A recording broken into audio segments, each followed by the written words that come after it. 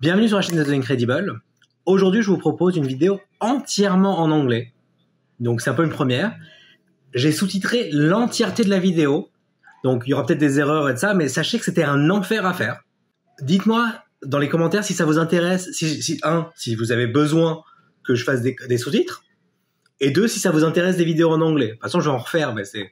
Et dans ces cas-là, qui voudrait que j'interviewe? Donc, voilà. Donc, n'hésitez pas à me dire ce que vous en pensez. Bon, bonne vidéo.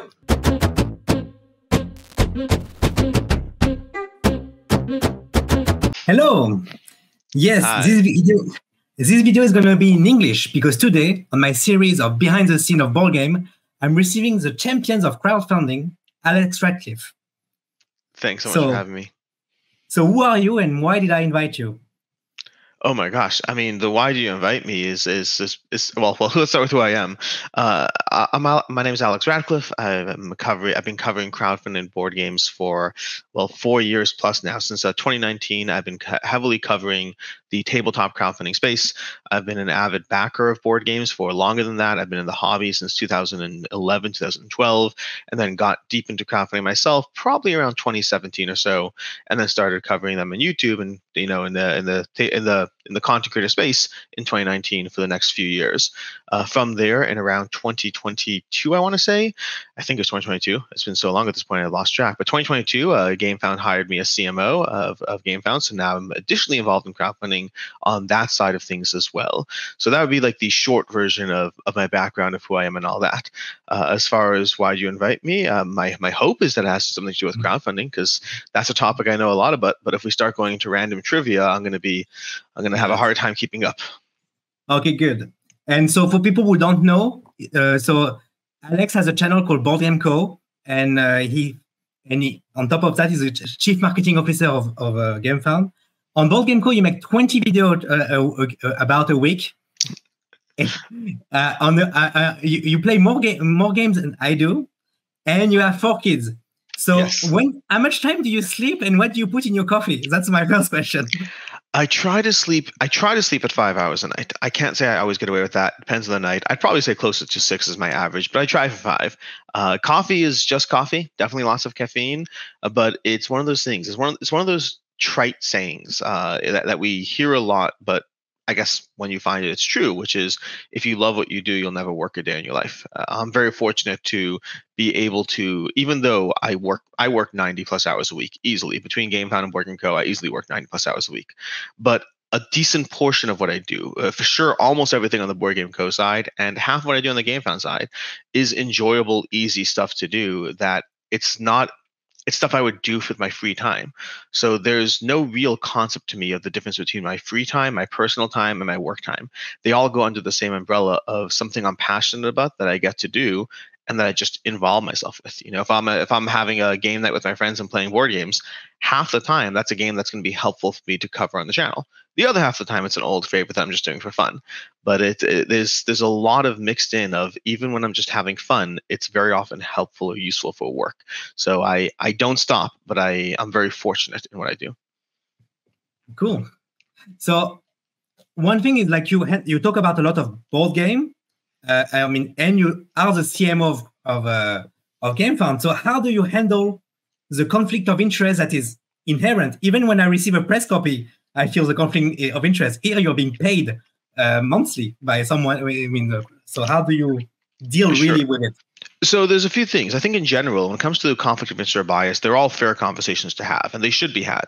The thing that's interesting is we're all going to be affected by bias in different ways. You mentioned the feeling of pressure of getting a press copy. For me, that weighs more heavily on me than anything Gamefound related. Meaning the idea that I might see someone, the idea that I might get a board game from a creator, someone who's designed the game often, and then that's somebody who I may well see at a convention, or I'm friendly with them, I've been corresponding via email.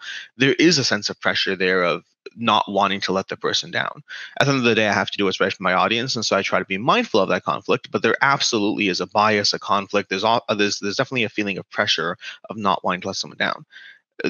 Reviewing a game that's on Gamefound, for me personally, and I understand inherently these are the words I'm saying, but the question is, does the audience trust or believe that? That's always a conversation. But for me, the pressure of reviewing a game on Gamefound does not add to it at all. Now, obviously, there is a different conversation if you're reviewing something like, from Awaken Realms. Awaken Realms has shared ownership with Gamefound. And so there is that mindfulness, and certainly there's mindfulness. But I would say when something like that occurs, if my options are negative coverage or no coverage, I'll just go with no coverage in those situations. But I'm not going to be positive with something I don't feel genuine about. There's no incentive for me to do so. I could just not cover it and avoid it that way. But as far as the conflict is really just comes down to this. I would say there's two sides to everything. There's my side and then the audience side. On my side, my job is to just be as mindful as possible and try to be mindful, to try to counter it wherever I can, however I can. If you've seen me cover any Awaken Realms games since becoming CMO of Gamefound, you'll see there's a much slower pace to the reviews. I'm being more careful, being more mindful, because there is a weight of, am I being completely fair, both to my audience, but also to Awaken Realms? You shouldn't be harsher on a game just because of the conflict. You need to be fair. So it's a weird balance to be mindful of. It's very hard. Yeah. It's hard. And then on the audience side, that's a harder conversation, because for myself, it's just an issue of trying to be true to myself as much as possible. But some people will see that and believe that, and some won't. And the reality is, there have been people who have been following me for 5 years and 4 years, 5 years. And those people, like, I regularly get comments from people who talk about how they thought there'd be a change in my coverage when I became CMO of Gamefound, and they realize now, like, there's not. That I'm the same person I always have been. I've been consistent along the way. There are companies and games that I like and I'm passionate about and that will shine through, but it often has nothing to do with my position at Gamefound anyway. It's just my own weak spots for, hey, I'm a fan of CMON games. I'm a fan of Orange Nebula games. There are companies whose games I'm passionate about and that absolutely will come through in my coverage. But it's nothing to do with Gamefound. It's just to do with the games. But the hard part is that works well for people who have been following me for 4 years. It doesn't work well for the person who found my channel yesterday and they see me for covering a game for the first time. That's a game that might be on Gamefound, and they see that I'm also CMO of Gamefound, and they don't have the knowledge or the track record. They haven't been following me for long enough to know that there's no change in my coverage. All they see is a heavily conflict of interest position. And they may tap out hard. They may walk away and think that I'm unethical, unscrupulous. I can't possibly be in this position. And I get that. If the first time you know me is as both people, then that makes sense to me. Versus if you've been following who I was for years before I took the job, then you'll see there's no real change. So I won't be able to make everyone happy. I just won't. The harsh reality is that being a content creator doesn't pay very well. You often have to have different things in life. So if I want to do what I love, I need to be able to make it work. And so in this particular position, there is a conflict. I try to be mindful, and I hope that I can I hope I can be fair to the audience, to Gamefound, and to myself. Good. So let's go right into crowdfunding. So what do you feel is the primary role of crowdfunding? Oh my gosh, this is so open-ended. For who? The backers, the creators? Tell me even a position. I mean, you can. Sure. So there's so many different places to go with this. I'll try to approach it from the position of the creators. Oh my gosh, because there's cynical stuff. There's cynical things to say. There's advice I can say. There's so many different places I can go with this. I would say, because rule is just a hard one to do. To me, the primary. I'm trying, because again, there's parts of me, like from the backer's perspective, I'm like, the primary rule of crowdfunding should be don't back something you wouldn't actually be excited about 6 months from now or a year from now. But in reality, that's not how it works. So am I trying to give advice or just going with rules? I would say that trying to focus, and again, the cynical side of me does not always believe that this is the case, but this is what I think should be the case. I think that crowdfunding should be, and this is, again, I don't know if this is always the case. So when we say rule, it's a tricky situation. My view of crowdfunding, my ideal view of crowdfunding, and what crowdfunding should be, is that crowdfunding should be a opportunity to be a win-win between backers and creators. That's what it should be. And I think that often will be the most successful campaigns when you're presenting a true, genuine win-win. And that is not always the case, unfortunately. Very often crowdfunding has shifted to an opportunity for creators to bring their projects to life, but not necessarily with the same incentive that a backer might have to get it. The reality is that if a backer has to pay, let's just make up a number, if a backer has to pay $100 for something today, that the same exact thing will be available for $80 when it shows up a year and a half from now. That's not a win-win. that's just an opportunity for it's a service to a creator. And I'm not even saying there's a bad reason for that to exist, because you allow someone to bring a game to life that might not have otherwise been brought to life. But I think that that is a service to the creator at the cost of the backer's time, money, risk, all that stuff. And I just don't know if that's a win-win. And we can't even call it, the early adopter benefit, because in some fields of crowdfunding, there's at least that element, or some kind of fields of tech, possibly, there's the benefit of being an early adopter. Very often in crowdfunding, the thing shows up in retail 3 weeks later. You barely got it early. You didn't save money, so it's not always a win-win. But I believe that's what crowdfunding should be. It should be an opportunity for a creator to bring something to life that might have been harder to bring to life otherwise. And I know there are people who will sit there and be cynical and say, "Oh, well, CMON shouldn't be on crowdfunding because like blah blah blah, et cetera, et cetera." The reality is the products they offer on crowdfunding are different than what they offer in retail. And they couldn't do what they do on crowdfunding they couldn't offer those same degree of all-ins, of stretch goals, of extras, of all these things they offer in a retail offering. They'd have to cut those margins out. So even though it's true they may not need crowdfunding, they're still offering a win-win that they would not be able to offer in a retail space. So to me, I'm very focused on the win-win.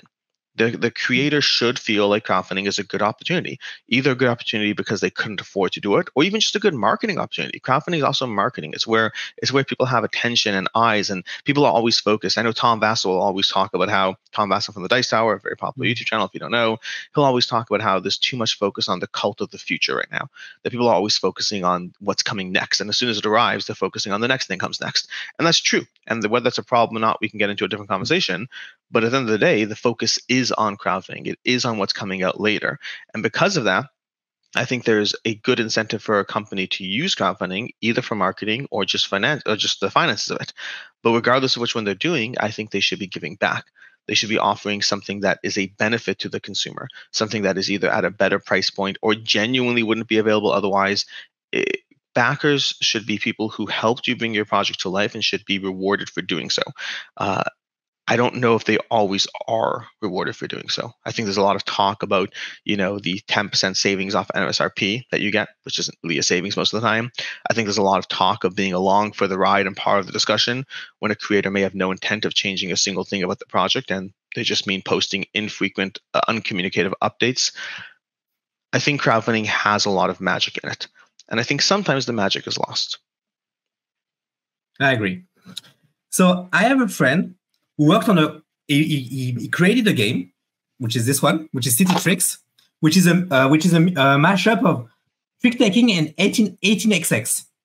That's an interesting mashup, and it surprisingly works well. How should he start? Because he wants to bring it to crowdfunding, and he feels lost. So what should he? Oh boy, this is an open-ended conversation. I'd say he should start by joining the Facebook group Designers in Media. There's a Facebook group. It's called is it called Designers? No, there's Reviewers in Media, not that one. There's Designers. I have to find the link for it. There's a Facebook group full of like 12,000 people. Oh, there's a few actually. Oh my gosh. Okay, there's a few different Facebook groups around board game design. You should start by joining those. If you give me the link, I will put them in the description. I'll find the links for them. There's a few good ones. But anyways, I would say definitely that's a good place to start offhand. The reason is because anything I say now is going to be very specific advice from one viewpoint, and this is going to be an opportunity to connect with others who have been in more similar situations. The reality is the answer is going to be different depending on who you are, depending on what your resources are, depending on what type of game you're creating. There's going to be so many different things that are present. So start by joining that group, because that's where you'll be able to connect with people. You'll be able to post your exact questions, and people who are similar may have different perspectives and feedback that are, well, helpful. As far as more specific advice past joining a Facebook group, I'd say that there's a lot of things. It depends on what you've done. If your goal is to create the game, your options in general are going to be crowdfunding or pitching it to publishers. Pitching to publishers is one avenue. Tends to be very hard. It's doable. Tends to be very hard, and it may not be what you're looking for. Because this conversation is focused on crowdfunding, I'll focus on that route for right now. So if you're focusing on being into crowdfunding, then you have basically a whole bunch of things you have to do. And the first thing you're going to need to know is that it's going to cost money. Meaning, at the end of the day, crowdfunding is an opportunity to raise money for something and bring it to life, but it still requires money to be able to make something that is compelling, and it needs to be compelling. If it's not compelling, people won't back it. People are very much there to support creators, but they also want something for it. They want both. And so your game has to look good. Your campaign page has to look good, and that's going to mean being either involved in some degree of graphical design yourself, or being able to loop in those who've worked it, being able to look at other campaign pages and being able to mirror what other campaigns have done in the way they showcase the game, the way they showcase the components. Especially in something in a small box, it needs to look good on the page. People are backing with their eyes, and a picture of your game might be enough for you because you created it, but it's not enough for the person who's willing to shell out money to buy the game that doesn't actually exist yet right now. And so you need to make your campaign page look good. You also need to involve the community. I'd say in general, a good thing to do is involve the community, be involved in other Facebook groups, not just for your own advice, but being able to pull people in, post something about your game in a large Facebook group, but looping people into a conversation. I always give this as regular, consistent advice. It is the best way to build interest and not feel like you're just marketing. Post something about your game and ask people's opinion. Hey, I have this trick-taking game that involves 18xx. What's something you would think would fit naturally into that game? Or, hey, here's 2 pieces of art that I'm trying to figure out what graphic design to go with on these cards. Do you think A looks better or B looks better? Looping in the audience and looping in their opinion helps them feel involved and invested with the project. It gives you genuine advice that you can benefit from, and it doesn't just feel like an advertisement. And it does mean that when they see it on crowdfunding a year from now, 6 months from now, 2 months from now, there's a sense of familiarity. Oh yeah, that's the thing that's been posted about in that group. I remember that game. And you're not some new creator, you're an established part of the community. People like to feel part of the community. I just learned something yesterday that I have good opportunity to throw into this conversation, that apparently when you go to an Apple store in general, they have their laptops tilted at an exact angle that is helpful to show them. But if you touch, you have to touch it exactly. That in order to use it properly, you have to touch it because there's a sense of ownership. And that sense of ownership of touching it makes you more likely to buy it. And so it's positioned at an uncomfortable angle to help promote that. And I think that's true with this kind of conversation too. Have somebody answer a question about what graphic design is there on a card. If they answered it and they helped guide how your game looked and they see it on crowdfunding, there's that sense of ownership that's present. And you have to be mindful of marketing chips in general. I think there's marketing that could be predatory. I think there's marketing that could be not helpful or useful, but I think there often is a win-win in the middle where your marketing is genuine, but also because it's genuine, it also can pull people in and loop people in. So I think there's a way to do it. And I think this is a good way to do it that does not involve anyone being hurt or victimized. It just allows you to feel familiar to people, which I think can be a good thing. Still up to them whether they find value in the project, but it's a good way to pull people in. So build an audience, build a good campaign page, do a heck ton of research on anything from VAT handling to shipping. You want to make sure you have these things covered. You do not want to launch a project with a $5,000 goal and then find that after you've raised $7,500, that's going to cost you $20,000 to make this work. I have seen too many small creators either not deliver, or alternatively, deliver and never get involved in the tabletop game space again. Just this past month, I've seen 2 people who are trying to offload their projects, 2 creators who ran campaigns, and they're like, you know what? I thought this would be fun. Turns out it's a lot of work and I'm losing money. Does anyone want to buy my game or take it over? I've seen that happen. This is a space people join because of their passion for the space. But passion only takes you so far. And when you're looking at writing a $10,000 check to make your game happen, it changes the conversation. And so I think you really need to do your research to make sure that your numbers are good. And good doesn't mean that you have to make money. Some people are comfortable losing money to bring their product to life. Just make sure you've done that math beforehand as opposed to after. Yeah, if you know, you know. Yeah. So what are the advantage, disadvantage between Kickstarter and Gamefound? Oh boy, another large question. So the starting baseline, I'd say, if it's just going into it, is I'd say Kickstarter, and obviously understand, and I'm watching this, my viewpoint is very biased. I work for Gamefound, take that into account. That said, as I said earlier in this conversation, my job is to try to be mindful of the bias. I try to be as fair as possible. Bias might enter the picture. I believe Kickstarter has a larger audience, and that's actually not a belief, it's a knowledge, it's a fact. Gamefound has a larger audience. I believe they advertise that they have 7 million unique visitors every month. Gamefound has 2 million unique visitors every month. Now, granted, there's 7 million across the whole Kickstarter space, and ours is devoted to tabletop, but even so, tabletop is Kickstarter's largest category. I believe Kickstarter has more eyes even on the tabletop section. So that's the biggest advantage of Kickstarter offhand.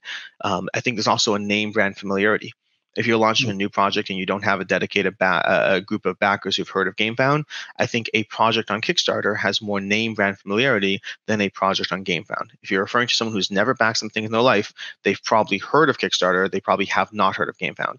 And trust is a factor. No differently than we're talking about how designing a card or touching a laptop can engender trust or familiarity. Trust is a factor. The fact that somebody has heard of Kickstarter means that if you're talking to someone who hasn't backed something, if you're trying to bring new backers into the community, if you're referring to gateway games or things like that, then I think Kickstarter is more name brand familiarity. Outside of those things, I do believe Gamefound is the better platform and can, in many cases, generate more funding. Not in all cases. We'll get that in a second. I think Gamefound has a better suite of tools in terms of what they do. And this is I can go into a large digression here, but I'll just off the top of my head. They have complete VAT handling, which I mentioned for small creators can be a huge boon. So complete VAT handling. The person who follows a project is along the ride for the whole way through. When Kickstarter, once the campaign is done, if they haven't backed, you've lost that person. On Gamefound, they're going to continue to get updates and follow and all that until they hit unfollow, which very few people do. There's stretch pay as an option to be able to split out your pay into installment payments. We have stable pledge where creators can basically offer and guarantee a minimum refund amount to if shipping or prices get too high. There's a lot of general tools. The general page navigation is significantly better. The add-ons are more intuitive. The stretch goals are more intuitive. A lot of things on Gamefound are just better done from a software perspective. Most people I speak to acknowledge, and again, because bias, most people I speak to seem to acknowledge that Gamefound is the better platform. The only question, from a text perspective, the only question is, at the end of the day, a better suite of technology does not equal more funding, which is often what creators care about. How can I best fund my project? Which is where, after kind of the conversation between the larger audience versus the better platform, how does that translate into what are the benefits or weaknesses? And generally, I tell people it usually comes down to whether you're bringing an audience to the platform. In my opinion, if you are able to bring an audience to the platform, I think Gamefound is a better platform. If you're not able to bring an audience to the platform, I think Kickstarter is a better platform. And the reason for that is basically that the better combination of tools often means that Gamefound converts at a better rate.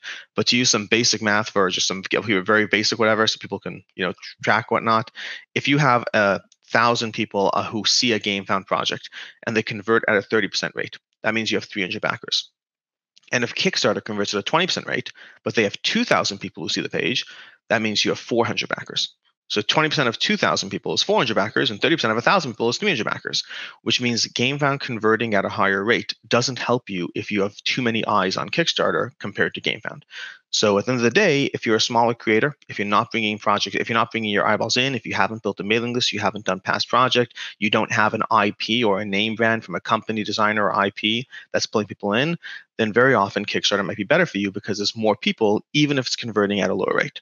Versus if you are bringing eyeballs to the platform, if you do have a mailing list, if you have past campaigns, if you have an IP that's going to pull people in, as soon as you're directing more people to that page, that evens things out. Because if Kickstarter's naturally providing 2,000 eyes to your project and Gamefound's naturally providing 1,000 eyes, but in both cases, you're bringing in 5,000 of your own eyes, well, then suddenly Kickstarter jumps from 2,000 to 7,000 and Gamefound jumps from 1,000 to 6,000. And suddenly that 30% versus 20% conversion rate makes it work better. And that's kind of a over-the-top comparison of the way I put the two platforms. And again, this usually checks out. If you follow projects, you'll see that Gamefound has a ton of really high-performing projects. In 2023, Gamefound had 5 of the top most funded projects into tabletop in the board game space. Kickstarter had 4 and BackerKit had 1. Meaning this new upstart platform that's only been around for a few years. I think we have I have to double check the numbers. We have somewhere in the range of maybe 30% of the total tabletop space, but we had more than half of the top most funded projects because Gamefound tends to work really well if you are bringing an audience already. We convert at a higher rate. Versus if you are walking in as a smaller creator for a first-time project, I would generally recommend Kickstarter. Not because we don't want smaller creators, we do, but it's just I don't know if we're doing you a service, and I like win-wins. I like to provide a win-win. That's a very thorough answer. That's why I invited you, because you're always very thorough in everywhere. On all your video, you're very thorough. I appreciate it. Thanks. So, creating a page, how long does it usually take if you do it by yourself or you use a company? And what are the musts that you have to put on there? You mentioned shipping. You mentioned What are the must? What should you not focus? Oh, okay. So the how long is going to be, that's unfortunate. There's no easy answer there. You can create a page in a few hours. You can create a page in tens or dozens of hours. It really depends on what you're putting together as far as the assets, the visuals, how much work goes into every single image, how much work is going into sourcing the videos. It's one of those it's kind of like asking how long does it take to write a book. There's definitely a minimum threshold. It's definitely like, I mean, if you got a page created in under 3 hours, I'd be very, very impressed. Again, let me phrase that. If you got a page that looks halfway decent in under 3 hours, I'd be very impressed. But I think that you could probably get it done in as little as 5 hours for a decent looking page, and possibly 10 times that, if not more, the more work you're trying to put into it. As far as the musts or the things I'd recommend any page have, you definitely want to have a section on your shipping costs. You definitely want to have a section of how the game plays.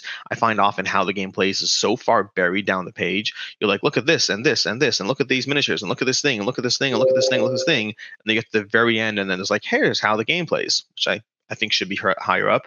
But you want how the game how the game plays. You want shipping. You want the why back now section. I'm a big fan of the why back now. Sometimes it does include meaningless fluff that I don't necessarily buy into. Again, so like be along for the ride, which, to be clear, I am a big fan of being along for the ride when you actually are a part of the conversation. So there's many times there's many creators who will actually offer polls or votes or conversations, or backers will say things and that will influence the project. I'm a huge fan of that.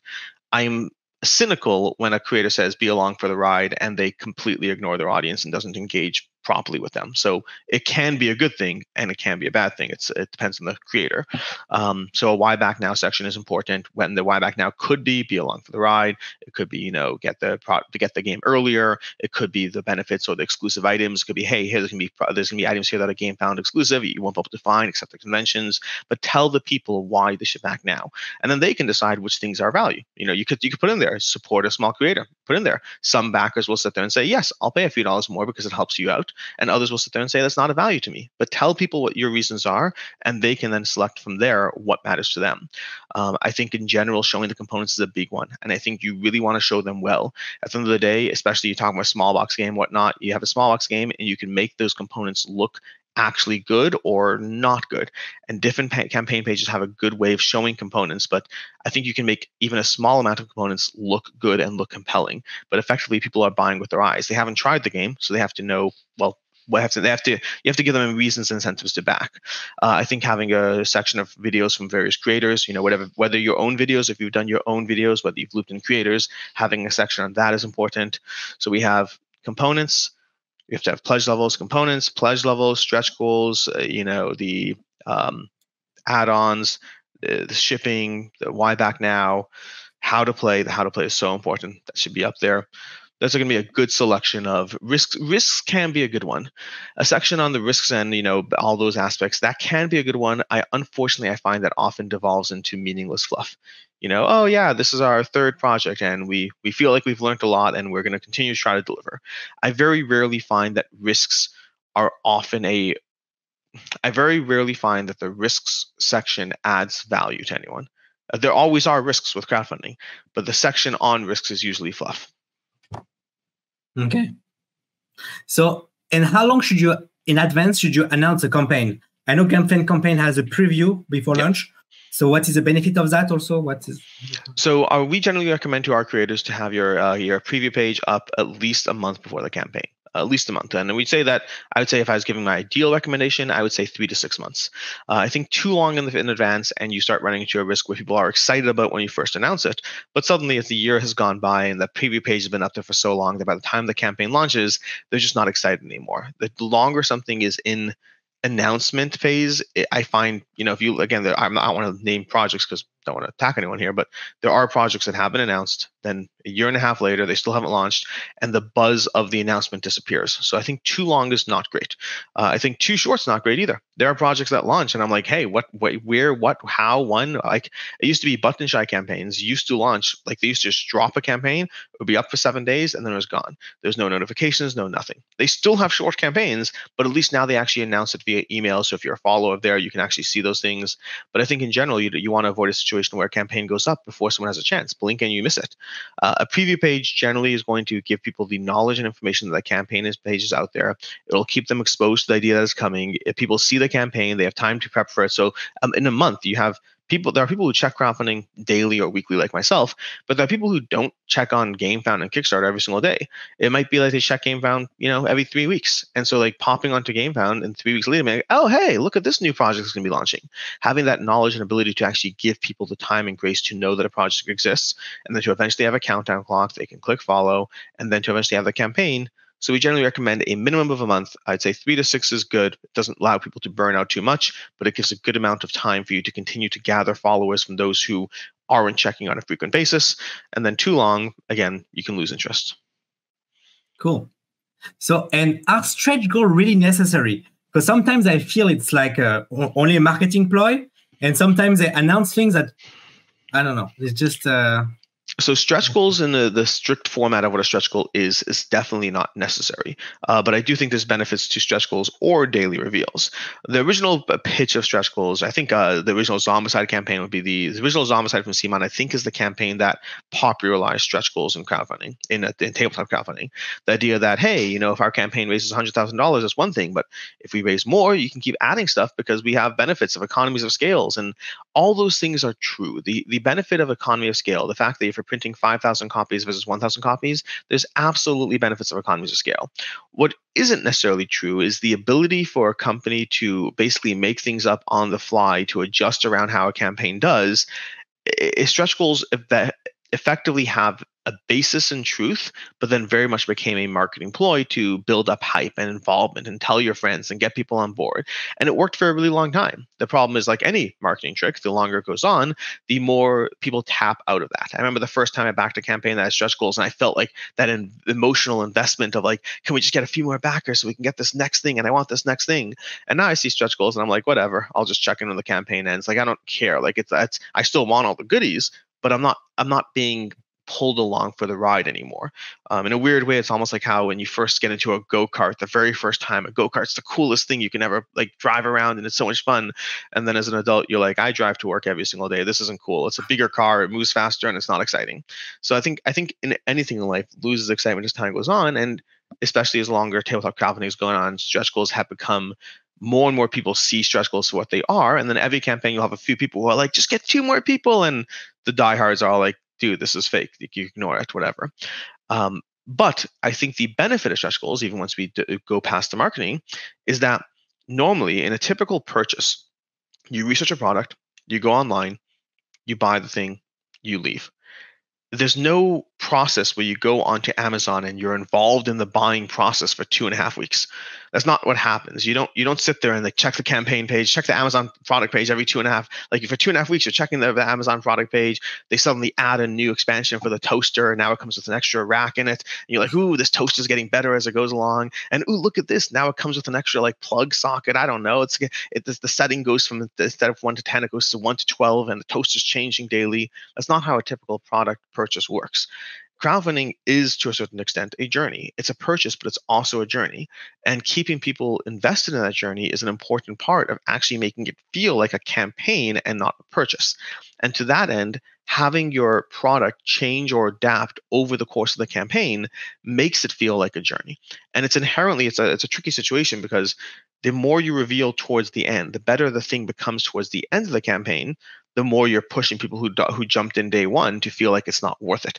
If it's starting at day one and it looks like this, and then at the end of the campaign it looks like this, well, then the people who come in day one, they're like, well, that's not worth it. I don't want this. So you can't push people away.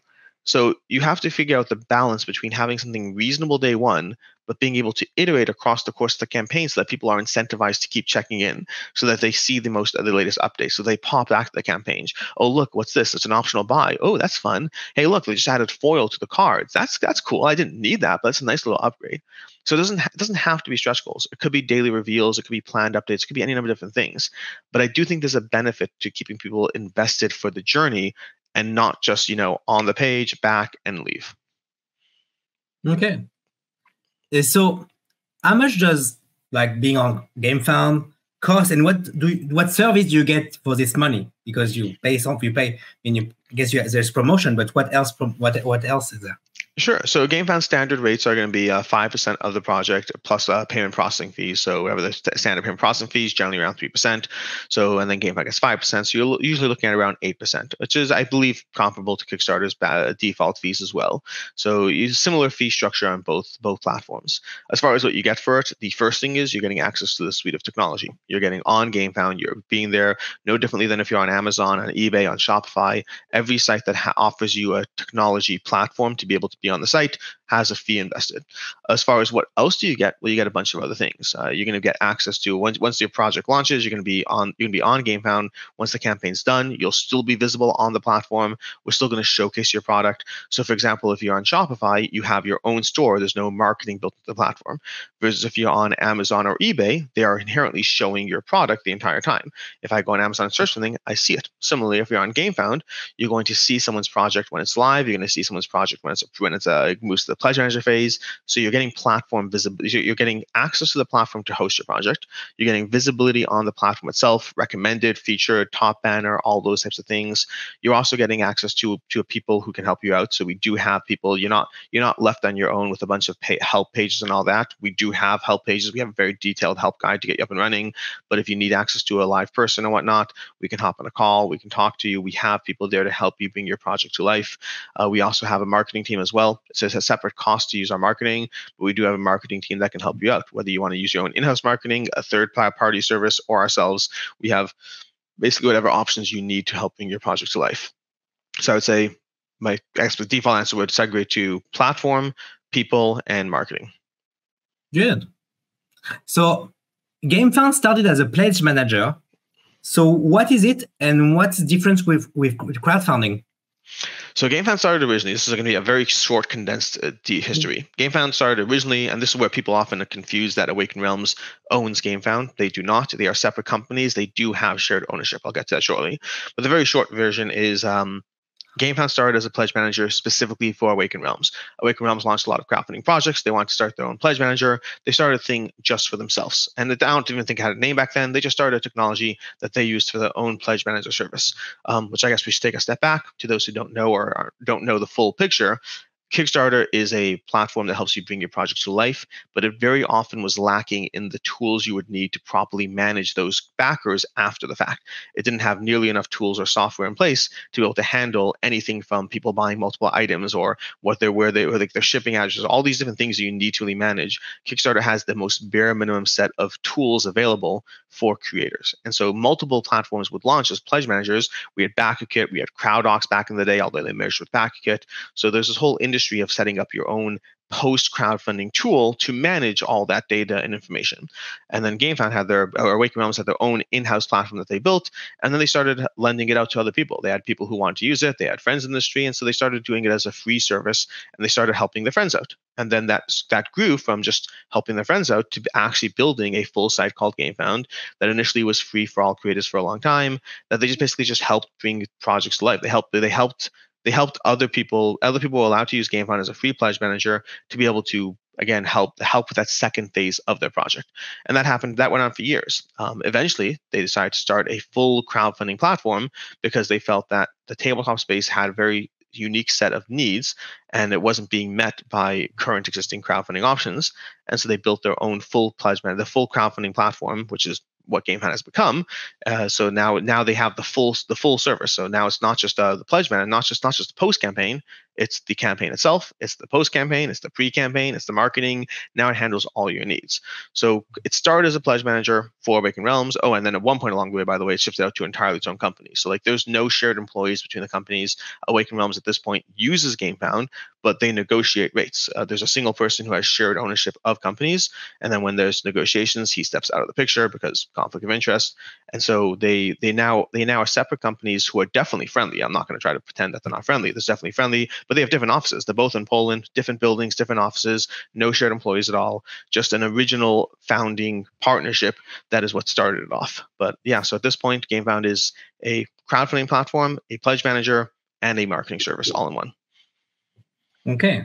And so what is the importance of choosing a good pledge manager? Oof. I mean, all your data needs, everything you need for your data. So you have to make sure that you're able to handle the unique set of options you offer your backers. It is very easy to basically go onto a campaign page and promise a lot of things, but you have to deliver those things later. And that doesn't just mean the cost of manufacturing. That means things as basic as, like, just to give an example, like, because I'm dealing with this with some creator right now. If you offer on your campaign page, hey, here's a $25 pledge that you do. If you back for $25, you can pick 3 of any of these 10 products. Okay, let's just say you're selling stickers. Okay, whatever it is, make the analogy simple. You're selling stickers and you have 10 stickers, and if you spend $25, you can pick 3 out of any 10. It's easy to say those words out loud, but how are you managing that when you have 300 backers who now want to do that? How are you giving them the tools to pick 3 of those 10? Are they submitting it via an email to you and you're managing all that? How are those data needs being handled? Are you giving them a system where you can show them the 10 and they're picking 3 of those 10? Because you have to, if you're offering them something, you have to be able to deliver on that. And again, that goes from anything from collecting shipping addresses to managing billing addresses to managing payments to managing the shipping costs after the fact. How do you handle shipping? One of the big things around pledge managers that happened is you have this project, you give shipping estimates, but when do you charge shipping? And are you charging based on the estimate? Are you charging based on actual cost? Is that actual cost happening post-campaign? Well, then if so, how are you processing and handling that? You need tools set in place. And so basically choosing a pledge manager comes down to a combination of, I would say, 2 things.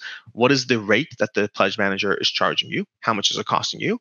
And what are the options that they're doing? And are those options going to work for your needs? And some things are going to be very basic. The ability to process payments, all pledge managers do that, but they give you that option to do that post crowdfunding. Versus some options are more complicated. I would say Gamefound tends to do a lot of things, and it does so, but like with any platform, it does so at the cost of the more you can do, the more complicated it can be. So sometimes it's not necessarily always intuitive because we're not trying to offer one check boxes. Sometimes we're offering, hey, here's how you can set up your product so you can do anything you want. But that means you have to power through the different configurations and options. There are pledge managers that are simpler in terms of their user interface, but that usually means that they do less. And so trying to find the right pledge manager for your needs comes down to a lot of research, and then also who's marketing to you and how much you're paying attention. Sure. You touched on this before, but should crowdfunding be reserved for small companies that don't have the treasury to fund manufacturing and the employee and the creator?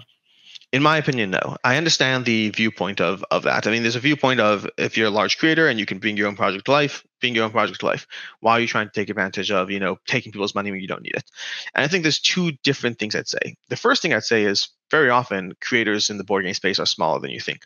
Just because, you're like looking at a company, you're like, hey, this is your 7th game, doesn't always mean they have the funds that you think they do.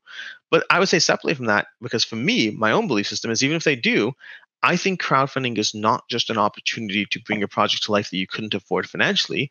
I think it is often where the public's interest is. And that means it's a marketing opportunity as much as anything else. It is an opportunity to get people's attention and focus when people are paying attention to that in a way that no single game gets that same level of recognition or splash when it launches into retail for the first time. And so I think it's basically a tool that can be helpful to creators, even if it's not about needing the funds. It can be a tool because it's helpful to get that exposure and even determine market demand. Even if you have the funds, understanding what people want is a big thing. I mean, the original Wingspan, when Jamie Stegmaier printed the original Wingspan, he printed 10,000 copies, and there was no concept of how popular that game was going to be. He could not keep it in stock. People wanted so much of it, and there was no way to gauge demand. So there's also additional value of being able to gauge demand. You put a thing on crowdfunding, you very quickly find out whether you need 3,000 copies, 10,000 copies, or 50,000 copies, because people can tell you effectively. They can tell you before the campaign ever goes live. So you can determine demand. You can use it as a marketing tool. You could use it for you raising money. I also do not believe it hurts small creators. In general, large creators absolutely are taking a big portion of smaller creators' money, but they're also bringing people to the platform. Someone like myself, I don't browse crowdfunding because I'm looking for indie projects. I back crowdfunding because I'm looking for cool, fun games. And the reality is I'm more compelled and more interested in games by larger creators.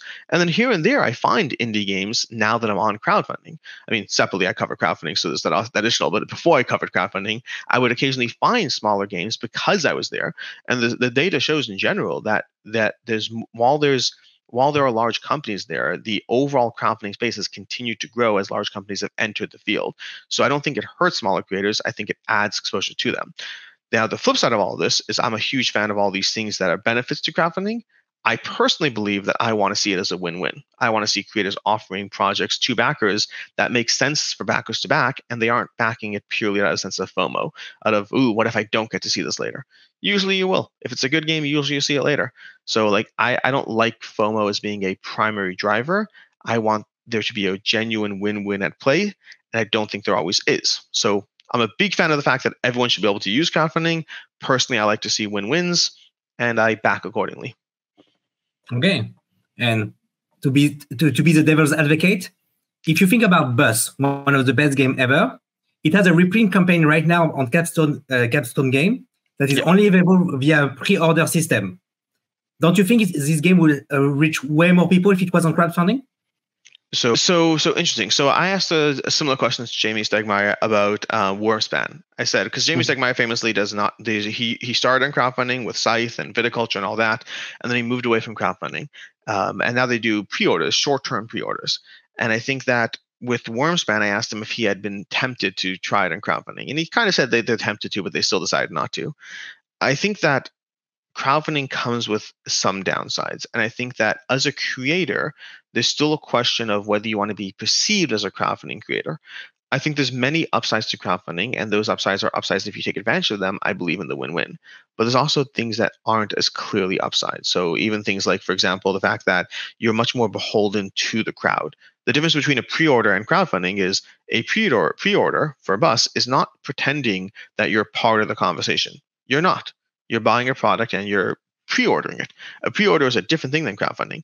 I think there's a certain degree of beholdenness to a crowd where you're trying to bring a project to life and you're more beholden to their changes, their opinions, the loudness of backers. Because I think most backers are great people, and I think there's a portion of backers that can be very loud and want things and demand things and feel like they're owed and they're entitled. And I think I want to be very careful. I think most backers are not entitled.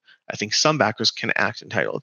I think that the problem is if you wade into a public space, you're exposing yourself to everyone and all of their opinions. And I think that you will get flack from some people for being a large creator using crowdfunding. Because as much as I personally think that is not a bad thing, there are creators. I mean, to this day, CMON gets so much flack from people for like, they don't need crowdfunding. They don't need crowdfunding. And I'm like, hey, I like their campaigns. I want them to be on crowdfunding because I'm going to get more of their games on crowdfunding because they come with all these extras and goodies. And at retail, I'd skip on some of them. And so I think that there's always going to be a mixed bag as far as being there. Now, should Bus have been on crowdfunding? Would it have been a better decision? I don't know the answer to that. It's complicated. I think someone like Capstone, they're established enough, and they have, and that's another thing as well, by the way, someone like Capstone does have enough of a footprint, so to speak, that they can really push a popular game from a popular creator with a reprint that at least has enough impact. Would it have been on crowdfunding? Probably. Is it worth that trade-off? They decided not. Yeah. So today, some games are only available through Kickstarter. Your show, to back or not to back, insist on the resale value. Don't you think it twisted the market by creating FOMO and speculation effect? Some games that arrive on Kickstarter, they immediately resold just to make money. So, yeah, something I say very actively in my show is I don't think I've ever backed a game just for the purpose of reselling it. I have backed many games with the knowledge that if I play it and I don't like it, I can sell it and get my money back. But I don't think I have ever backed a single game that I knew I wasn't going to play and was intending to resell. That's the speculation market, meaning there's effectively three categories, I'd say. There's people who buy to resell, people who buy being aware that games have value and they might want to sell them later, and then there's people who don't care at all and don't want to deal with any of that. And I think that in general, I think you could back games for the speculative value. You could. I think that market is much worse than it ever used to be, and I don't think it was ever a great way to make money. I think there were always better ways to make money. In the old days when crowdfunding was less popular, less known, I think there was more room for those conversations, but I still don't think it was a great way to make money. Meaning, for me, when I back a game and I spend $200 on a game and I get it and I play it and then I turn around and sell it for $200 or even $220, that wasn't a good use of time and money. That's spending $200, waiting a year, dealing with the selling processes, and look at me, I made $20 on it. It's not a good use of time and money. I would heavily encourage most people to not back games for the purpose of reselling them. The intent of my show, and something that is one of the downsides of being a content creator, is some people know this, some people don't, but I don't want to go into a pitch every single episode. But that means that some people don't know and others do. But I've said this regularly, which is I'm a big believer of, not big believer, my to back or not to back started based on the way I backed games. I like trying board games. I love trying board games. I've always wanted to try all the board games. I can't anymore because too many great games come out, but I love trying so many different games. And so what I used to do is I would back games with the knowledge that certain types of games held their value. And that way I could back 10 games a month and get them, try them. And if they didn't work for me, I'd sell 7 of them and get my money back, or at least most of my money back. But I was picky about what I backed, because something that wasn't a good value, something that wasn't a good back, I didn't back that. If it's a game that's asking me for $80 and it's going to cost me $60 in retail, I'll just wait till retail. If it's a game that's going to ask me $80 and I could probably sell it for 90 to 100 because it's going to have deluxe components or out of print or hard to get, that's a different story. But the only reason I ever backed these things was to play them. And if they didn't work for me, then I would sell them. But the goal there wasn't making money, because it's a terrible way of making money. The goal there was not losing money while I try to play all these cool games. It was something I've done even way back in the day. Like nowadays we have like all these digital video games, like there's all video games like this on Steam and Origins and all these different platforms. I used to, back in the day, I used to love buying Xbox games or whatever on eBay, trying them out and then selling them. So I'd buy a game for $10, try it. If it didn't work for me, sell it for $8, and boom, I paid a $2 rental fee to have the game for 6 months. I love the idea of being able to try more things. And if you're willing to engage in reselling or trading or things like that, you can try more things. So is it possible to make money on the board game space on crowdfunding? It's definitely possible. I think it's very hard and not the best way to do it. I do think there's a lot more room for being mindful about what you back so that you can back more projects, sell or trade the ones that actually have a aftermarket demand, and continue your cycle of trying things. So I guess my answer is, for me, my show has always been not about making money, but about being able to play as many board games as possible for those with limited financial means, which frankly is most of us. Okay. So why do some a company release their game through, like, as a Gamefound exclusive, and they go like, we're not going to do any store, and we're not going to put it in a local store. We're only going to do it once. Like, I'm thinking of Nightmare Cathedral was like announced as a exclusive, and I'm like, why do this? If it's a good game, why don't you want to give it a retail later? So any individual companies, I can't speak for any individual company as to what they did or why. I don't know. I would say that in general, there's a few different approaches. I think that guaranteeing exclusivity, assuming people believe it, gives people a reason to back now. The reality is that in general, if a game is good, it should be as available later. But if you want people to spend money on it a year and a half in advance, you have to give them a reason. And so telling people we won't make this later, that's a good starting reason, assuming you hold true to your word. And if you don't hold true to your word, your next campaign, no one's going to believe you. So if you sit there and say, hey, I want you to give me money today for a product that doesn't exist yet, one of the most compelling things you can do is telling them that there's going to be limited availability. You can either get it today on Gamefound, or you can get it at conventions. Many people don't go to conventions. The vast majority of the board game space, I would say 55 to, well, it depends on which audience you're talking about. I would say the vast majority of the board game space does not go to conventions. And so if you say it's a limited stock at conventions or Gamefound only, well, then you're giving a reason for people to back today. As far as why don't they have retail versions at all later, sometimes that comes down to sustainability. Like something like Nightmare Cathedral, I don't know what the reasons are, haven't been involved in their conversations, but sometimes there's certain types of games. Sometimes with the games, you can make a retail version and a deluxe version. Other times it's harder to do so. Other times you're compromising what the game is. Some games only really can exist in a crowdfunding version where you cut out the retail and you cut out the distributors. The reality is, in general, in the tabletop space, they have something called the rule of 5, which has been extrapolated to the rule of 6 or 7, like, because of just the industry nowadays. But the general idea was that you had 5 portions of a game. So if a game costs $100, if the MSRP of a game is $100, it's broken up into 5 parts. $20 goes to the, and this is a rough number, it's not even, but $20 goes to the distributor, $20 goes to $20 goes to the manufacturer, the person who literally prints the game, $20 goes to the distributor, $20 goes to the retailer, and then $20 goes to the publisher. And the last $20 is the difference between MSRP and online sales. So the retail person, if you're in online sales, you get $20, and if you're MSRP, if you're online sales, you get $20, and if you have a physical store selling MSRP, you get $40. But that kind of makes up, when you buy a game for $100, everyone's getting a cut of that pie. The person who sold you the game is, the distributor is, the publisher is, and the manufacturer is getting it. And then in crowdfunding, if you can have more expensive games by skipping that. So if you make a game that really has let's say it costs you $60 to make the game, meaning to publish the game. Well, according to the rule of 5, you'd have to sell that game for $300 for everyone to get their cut.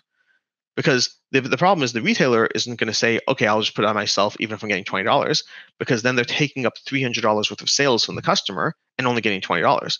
And that customer could have spent $300 on other stuff in the store. They want their ratios. And so the rule of 5 really is genuinely about ratios, about space, about all that economies. And so if a game's going to cost you $60, sometimes that game can only exist in crowdfunding, because you can't actually give someone an opportunity to, meaning if the game costs $60, it would cost $300 in the store, and it may not be a $300 game. So that's unless you can figure out a way to bring the cost of a game down, some games only work when you cut out 2 full levels, the retailer and the distributor. D'accord. Interesting. So some games have so much Kickstarter or Gamefound exclusive gameplay content that the retail version is like a PL copy, like a skeleton. And we talked about the Simon game, for example. So why do companies do this? Like, because at the end of the day, like I'm not going to buy, it's like you have to make a choice. Yeah. So the answer is that you have to know the audience, and the audience is very different. So again, using Simon as an example, and I think Simon games are different case by case. I think Cthulhu Death May Die, I think the base retail game is amazing and is totally fine. I like the extra stuff, but I think the base game is great. The extra stuff is just more. I think something like Zombicide, I think you really need additional variety in Zombicide. I think the base game of Zombicide, it needs abominations or heroes and other things to really flesh out the game. So I do think it is case by case for different types of games, but I think that there are definitely games that I view as not the full experience, not the ideal experience. But to a certain extent, creators have to know their own audiences, because the amount of copies of Zombicide that have been sold without the expansions, it's so much greater. If you look on Amazon or any store, Game Nerds, Amazon, Miniature Market, so many people are buying a base copy of Zombicide. You and I are sitting there thinking, oh my gosh, I wouldn't get this game without all the extras. Most people don't know the extras exist. And I think this is true in any field. I'm somebody who, when I buy any video game, I always buy the bare bones basic version. Whatever it is, you have a $49 version, buying that. Oh, there's a deluxe version, deluxe collector's edition that gets you all this stuff. Don't care. This version of the game also gets you some extra miniatures in the box. Don't care. This version of the game gets you like 14 different games you can start, 14 different items you can start with in the game. I don't care. In the video game space, I'm the person who just wants the basic. In the board game space, I want the deluxe. We often put our own thought process into what we value. There's so many people who want different things. There's the people who want the cool deluxe, Pixel 8 from Google, and there's people who want the Pixel 8a, which is, $300 cheaper, but scales down some things. Every market's going to be different in terms of what people care about. And there's people who fly Spirit, and there's people who refuse to fly Spirit. There's every market has their own different nuances. And I think that, to me, there are many games that the retail version feels like a skeleton, but if it's working, then it's working. Okay, just what is Spirit? Oh, is Spirit Airlines. Spirit Airlines. It's like Ryanair, like very shitty airline. Yeah, basically. Okay, it's very. There are many people who refuse to fly it, and there's people who are like, "Hey, it's $27. I'm going to go ahead and fly it." Okay, just okay, good. Yeah. So more and more crowdfunding games focus exclusively on miniature, stretch goal, deluxe component, sometimes more than the game itself. Mechanics and replayability. Like we have like a Song of Ice and Fire Tactics with a huge dragon, or Castle of Burgundy, which is a good example of over-deluxification. Yeah. What do you say about this? Oh, so there's a few different things. The first thing I'll say is that people buy with their eyes. At the end of the day, if you're on crowdfunding, the thing that's going to, because I can't play the game that's on crowdfunding. I mean, very often I can't. Sometimes you could, tabletop simulator, stuff like that. But more often than not, I can't play the game. So people are buying with their eyes, and that means showing them something that looks cool is a big deal. It's no different than movie trailers. The movie trailer sometimes matters almost more than the movie, because the movie trailer is what makes people see the movie. The movie being good is what causes more people to go see the movie. It's the same thing with the board games. The board game should be good. That's how you can keep selling more of them. That's how it can keep existing. But when the game starts off, ultimately the thing that matters is that it looks good. And so those things matter. The other thing goes to what I said already about the nature of costs, which is to a large extent, the games that work best in crowdfunding are games that don't work in retail. That's where crowdfunding has the best pitch, best appeal. No one's selling a $200 dragon in retail. No store is picking that up so they can sell it, or very few stores are picking that up. Castle Burgundy doesn't do as great in retail because, again, that cost structure is in play that just makes it unsustainable. There are some things that just work better on crowdfunding. Crowdfunding is a natural fit for deluxification, for overpriced games, for things like that, because of the cost structure at play. That's where you do find a genuine win-win between the audience and the creator if you as a backer want that thing. Now, the big thing is you as a backer have to be mindful, do you want that thing? Are you willing to pay $200 for Castle Burgundy when you can buy it for $40? Do you care about those extras? Do you really care about a $200 dragon for Song of Ice and Fire Tactics, or is that just taking up space? You as a backer have to decide whether you care about those things, but there is a natural fit for those things. Okay. So for me, approaching a crowdfunding, I think as a company, there is basically two business models that I see. First is I see company they sell a 1,000 copy on let's say Gamefound. They print 1,000 copy, then they launch another campaign, and they like on the cycle of a campaign. Basically, this is what ICE is doing right now. They one campaign after the other. The other model is like you get 1,000 copy, you print 3,000 copy, and you distribute them to local shop, which basically is what Shane Phillips is doing. Mm-hmm. And what do you think is the best option, and for what advice would you give creator on this? Oh, I mean, that one unfortunately comes down to, do you have those partnerships in place? If you are a creator who has retail partnerships, if you are a creator who has those connections that you have that presence, by all means, print extra, print plenty of them. If you don't, for most creators who don't have that kind of network in place, if you print 3,000 copies after you sell 1,000, you're probably going to have a garage full of board games that you can't sell very quickly. So I think it really comes down to, and if you might be a creator like Shem Phillips, like Garfield Games, who has those connections in place, and if you aren't, you very often can work with other companies. There's companies like Mob Vanguard. Just check out Mob Vanguard, and there's other companies like this that will work with you. What they'll do is they'll find promising creators, and they'll be like, this is a good game. I like it. I think it's a good game. And they'll work with you to get your game into other retailers. So effectively what you're doing is you're taking advantage of somebody else's connections, often for a price. This is another person who wants a piece of the pie. So you have, again, distributors are a big factor, but you have certain distributors who have their eye on crowdfunding. So pre-printing of your game, before you ever print it, I would say if you're going to print a bunch of extra copies, you either need to have existing relationships yourself or be working with a company who's getting you those existing relationships. But otherwise, you should not do so. Because that's the thing. Because if you print more, that's the thing that's going to make your game live, breathe. That's my idea. Yeah.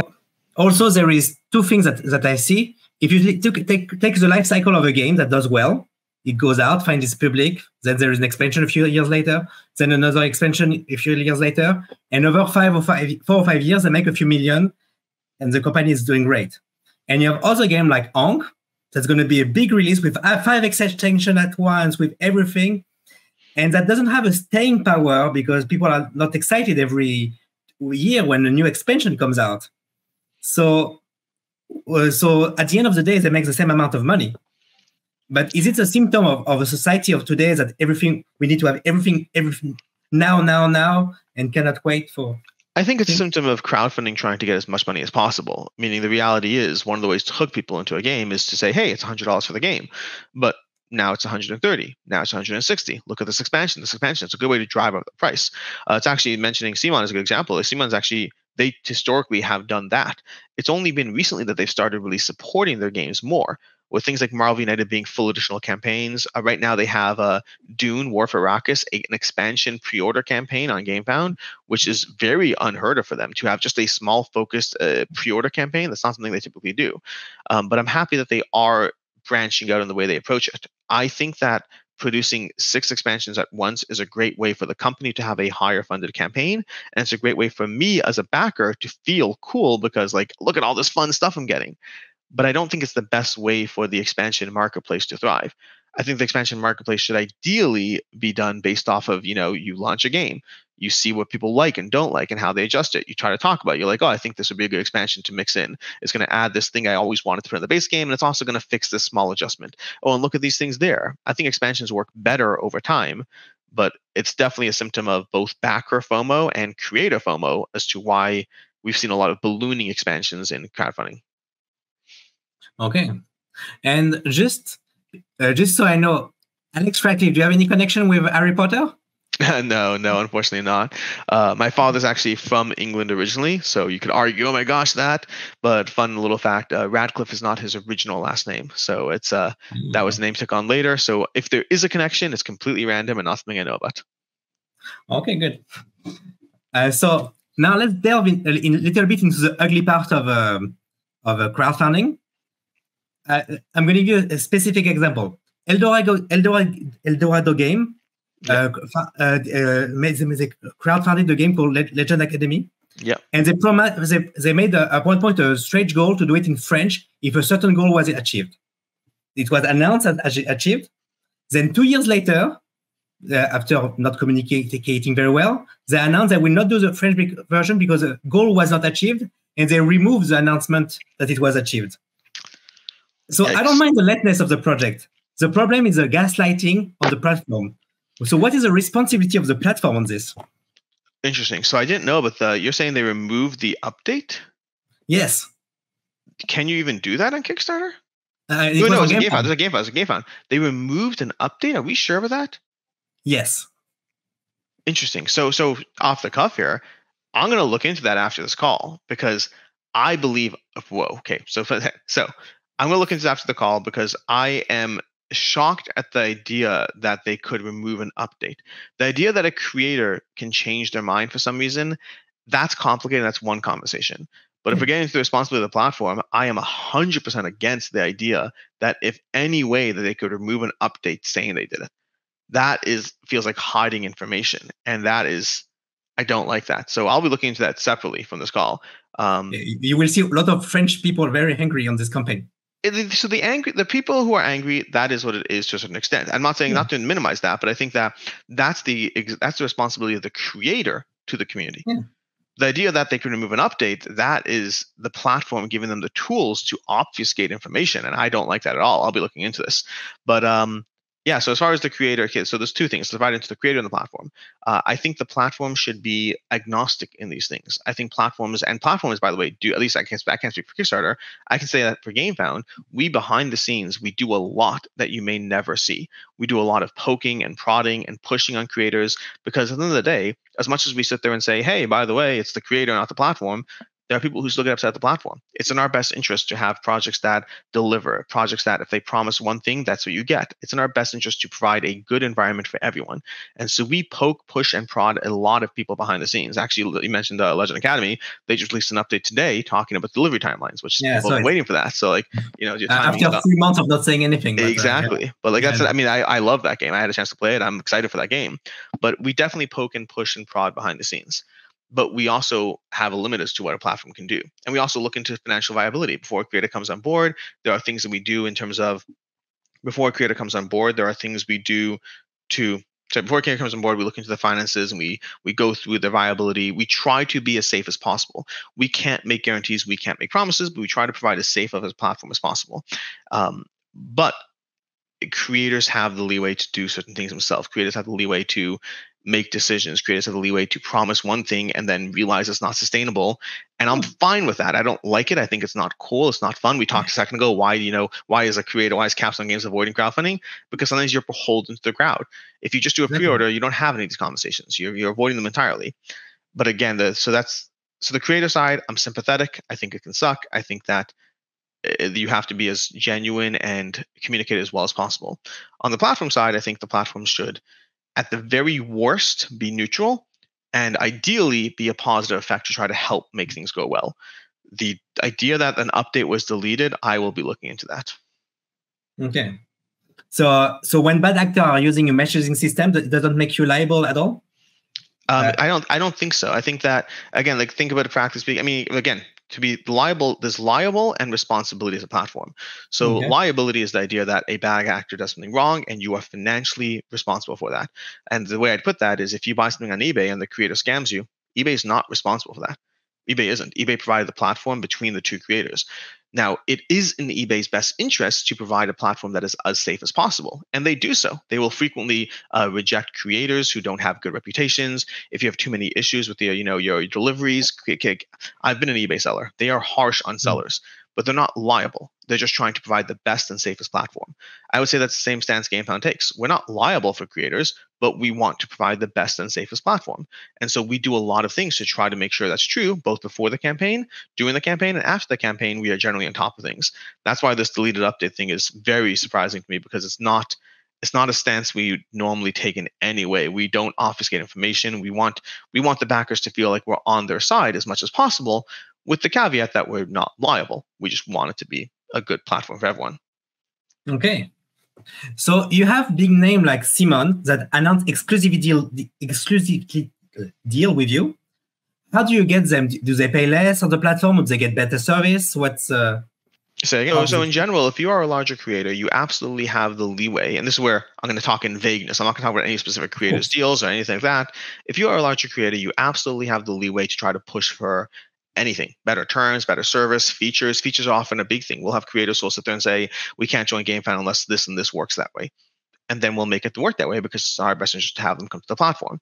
So, and the unfortunate reality of life is, I wish we could provide the same level of service to everyone. I wish you could be a creator with a $20,000 project coming to Gamefound and being like, hey, we need this service and we'll come to your platform. The reality is, on a $20,000 project at 5%, we're making, what is that? $1,000. Is that what it is? I think something like that. Or no, let's say $10,000 would be, the $1,000, $20,000 project. We're making $1,000. We can't put $10,000 into development costs on a project we're making $1,000 on. I'd love to give everyone the same time and attention, but if you are a larger creator bringing more money to the platform, we have more money for customer service, we have more money for features, we have more money for anything.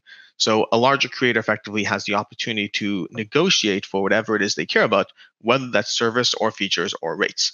And it just comes down to being a larger creator and having more money coming in, so there's more flexibility. Okay. So we are living in a world with limited resources, and we are asked to do effort to save the planet and all this thing. Do you think it's still a good idea of buying games that take $7 and with ton of plastic? Oh, so it depends. So there's a few different answers there. The first answer is that recyclability and sustainability have two sides to it. The first is the general production, and the second is the disposalness. Disposal is generally considered to be the bigger problem. So throwing things out, plastic waste, is a bigger problem than plastic production.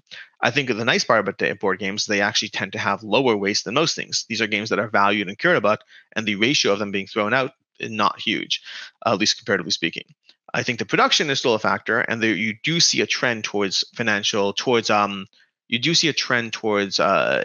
sustainability in as many areas as possible, while still being very heavy on the production side. As far as the responsibility side of things, there's a few different answers. The first I give is that I do think in the space that we're living in, the world we're living in, I think the tabletop space is so minuscule compared to other spaces. It doesn't mean you can't be responsible, but it just means in terms of like, if Coke made if Coke made a 0.01% adjustment to how much, whatever they use in their thingy, it would make such a huge impact compared to the entire tabletop space. We're minuscule. We're absolutely minuscule compared to anything. But again, responsibility is still responsibility, but that comes down to the creator and the audience. The audience has to care and back accordingly, or the creator won't. The reality is, in every single industry, if the audience isn't willing to pay more for things, then that's going to reflect in the industry. We have Earthburn Rangers, just had a Gamefound campaign, did incredibly well. That is a more expensive game that is sustainably produced. And there are a lot of people who are backing it. And there are a lot of people who are like, nope, I can buy Arkham Horror for half the price. Why would I buy this game? And that's, as long as that mindset exists in the audience, then you'll see creators who care enough that they power past that. And you'll see creators who go along with where people are willing to put their money. So I think responsibility and sustainability is a complicated conversation that everyone has to decide for themselves where that value comes in place. And you will see shifts within industries, but it's always a slow moving needle because of the economics involved. Très bien. So you mentioned already the creator of Gamefound is Marcin who is also the CEO of Awaken Realms, which is a game company. Patrick Leder from Leder Game said in an interview that he will not join the Gamefound because he doesn't want to give his client list to a competitor. What do you say about that? So I think there's a few different things there. The first thing I'd say is that Gamefound doesn't share anything with Awaken Realms in any sense, meaning if you are, as a company, are using Gamefound's marketing, you'll benefit from the lookalike audiences no differently than anyone, meaning Patrick Leder would benefit from the same lookalike audiences as Awaken Realms does. They'd have the same benefit and the same access. I do think that the fear of a competitor being involved is, I guess to me, I find it fascinating because I just find that the risk aspect of just different levels. The first is Gamefound doesn't share data with Awaken Realms. That's the first. But even if you don't trust that, I think the fear factor is I'm not sure what the actual fear is. Is the fear that suddenly Awaken Realms is going to be able to market to a bunch of root customers? Because the entire ecosystem is so entwined that I just don't see that as being a real fear. If you launch on BackKit, if Awaken Realms launched on BackKit and then Root launched on BackKit, they'd still be sharing to the same ecosystem. So I'm not entirely sure what the fear is around the ecosystem gap there in general. And I think that the biggest thing is if you think Gamefound could produce better results for your campaign, then you effectively have a situation where a creator is not willing to engage in the potential positives and they're only afraid of the potential negatives. So I can't argue with the fear. If someone feels that way, then they feel that way. They're not willing to engage. This is no different than anyone willing to say, like, I refuse to have an Alexa or a Google Home in my house because it might be listening in. I think if you're arguing with an emotional reaction, there's an emotional reaction. I think I don't understand, even if you didn't trust me when I say that Gamefound and Awaken Realms don't share data, even if you don't trust me, I still don't personally see the fear. But if that's how you feel, that's how you feel. Okay. So Gamefound is accumulating a lot of data. You have like 40,000 backers per the last update in December. Do you share this data with all creators doing campaign with creating a new campaign, like marketing data? Do you share this data? We don't share data with anyone in any typical sense. If you use our marketing services, you will benefit from that access to the shared lookalike audiences and whatnot. So in general, because we have a marketing service and our marketing service knows how to market effectively, and every time we market to a new company, we're building more lookalike audiences. So you'll benefit from the data, but we don't share it. Okay. And by the way, do you know offhand how many French backers you have on Gamefound? I don't offhand. I can get you that information, but I don't have it offhand. Okay, I'll put it here. Okay, and I'm going back to the fear of the thing. What is stopping Awaken Realms to use all the marketing data that are accumulated on Gamefound? Because he has access to the post thing to make the best game and market it perfectly, and having the the more data you have, the better you can do marketing. So what is in theory, I guess the question I'd ask there is, what exactly is the potential concern? That they're making a different game or that they're marketing it? What's the concern? The thing is, let's say, I don't know, whatever company comes to the Gamefound, and they use the campaign, there's a lot of data accumulated, and they say, oh, this work, or this type of people react to this type of reaction. Oh, we'll absolutely do that for Awaken Realms. Absolutely. And for CMON, and for any company that uses us, and for, we have Gale Force 9 currently launching a campaign. We have Sky Kingdom Games. Any company who comes to the platform who uses our marketing service, we will absolutely do our best to use all of the data available to us to produce the best possible results. I guarantee it. Meaning effectively, we're offering a marketing service. We want Gamefound to be, this is why we have to think, I don't expect people to trust that. Yeah. I don't expect people to trust me for the sake of trusting me, but just look at the picture. If we're trying to make Gamefound to be as good of a platform as possible, and if we could produce better marketing results for any creator who uses it, do you think we're holding back? Do you think we're looking at the next CMON campaign and being like, we'll only put in half the work. We'll only look at half the data. No, we're going to look at every single piece of information we can to produce the best possible results for anyone who uses us for any marketing, because it helps the platform grow. It helps the platform take more of a stake. It helps campaigns be more successful, and it helps other people come to the platform. So I guarantee you we will do everything within our power to use the data to be able to produce the best possible marketing results. And we're going to do that for everyone. Okay. Actually, this answer help me somehow. So you used to have a show with your wife, Rena, where she used to guess what you finally backed this month, and you stopped because you were not backing as much Kickstarter than in the past. Do you think crowdfunding is less than a deal than before? So it depends. I back less for a variety of reasons. The first is that I find in general that the more games I had coming in, it was harder and harder to keep up. I have a lot of games I cover as part of reviewing stuff. I have a lot of games I cover because I back things. But I used to back 5 to 10 a month. And now I back closer to like 1 to 2 a month, which doesn't make for a very interesting show anymore. And again, for me, part of it was financial sustainability. I mentioned already, being a YouTuber doesn't pay very much. Even with GameFound and everything, again, I have to be mindful of where I spend my money. So I spend less because of my own financial concerns. I spend less because I have too many games. And I do think crowdfunding is less of a deal than it used to be. I think COVID did change things a lot, and it took a lot of buffer. I mean, we saw after COVID and the way crowdfunding worked there, we saw a big shift in terms of how good a deal was because there were no margins left in place. As soon as things got rocky, creators had to ask for more money. And we're seeing a change in the benefit of crowdfunding post-COVID, which makes things, I was already a conservative backer to an extent in terms of being careful about not necessarily how much I backed, but being careful about whether it was a good deal.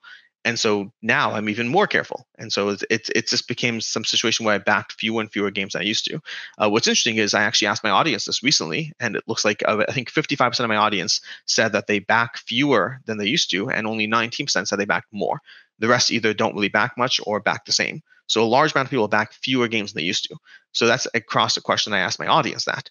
But I do know that also, if you look at the tabletop space in general, 2023 had the highest total tabletop crowdfunding compared to any prior year. So I don't know what to make of that. We're seeing more money in the space, but I'm definitely seeing people back fewer games. And also creators. I know several creators who back far fewer games than they used to. Okay. So I only have 2 more questions for this interview. So what are 3 games you would recommend? 3 games without any caveats or questions? Oh my gosh. Exactly. I know. Vindication, Castle of Burgundy, and Cthulhu Death May Die. And can you tell me about Cthulhu? Because the thing is, like, I've seen it. I don't know why. Cthulhu May Die is the one that I'm curious about. The other one I've tried. So what's the question? We'll tell you about Cthulhu May. What type of game is it? Because I've tried to understand it, but I feel it's like a Ameritrash. It's a Ameritrash dungeon crawler. It's a dungeon crawler. You're controlling characters. You're wandering around the board. You have a specific goal you're trying to accomplish, and then along the way, your characters are leveling up and getting more powerful, and so are the enemies. And it results in this epic final showdown between yourself and the Elder One, where both of you are getting more and more powerful, and someone's going to die along the way, but hopefully you'll win. Okay. And sometimes you get crazy, apparently. Oh, you go insane. Yes, absolutely. Okay. So, if you want to give an advice to our viewer today, what would it be? Oh my gosh. Going back to something I said originally, I would say that to the viewer, be mindful about what you're backing and why. I'm a big fan of backing games, huge fan of it, but make sure you're getting value of it. You don't want to burn yourself out of this. Make sure you're backing games that you think you'll play, that you think you want, that you won't look at it down the road and be like, oh, it was cheaper at retail. Find something that you think you're passionate about and be satisfied with what you're getting. There's so many great games out there available today on retail and available on crowdfunding. And some games that are on crowdfunding are games that couldn't otherwise exist except for on crowdfunding. Just make sure you actually want them because they tend to cost more too. Okay. So, good. So thank you very much. So it was a great interview. I learned a lot. So it's at least really interesting for me. So don't hesitate to subscribe to Board Game Co. If you want all the news on Kickstarter, Gamefound, or if you to decide what to back or not, he is there for you every Monday. So, voilà. Thank you so much. And sorry. Yeah, no, as I said, thanks so much for having me on. I appreciate it. This is a great conversation. Thank you. So, bye. Bye.